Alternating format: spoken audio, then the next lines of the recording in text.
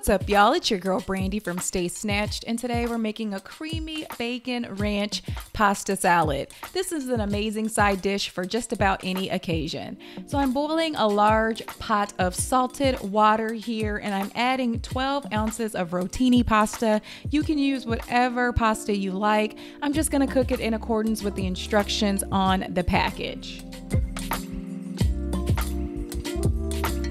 Then I drained that pasta. I'm gonna add in 1/2 cup of plain Greek yogurt or sour cream. Then I have 1/2 cup of mayo. Going to give that a good mix.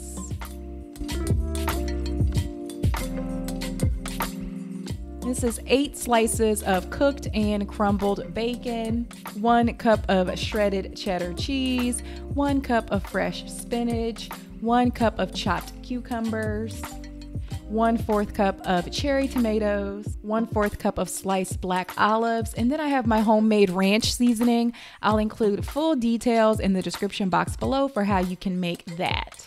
Then give everything a good stir, and you can either serve that immediately or you can chill it for later. And there you have it. Such an easy pasta salad.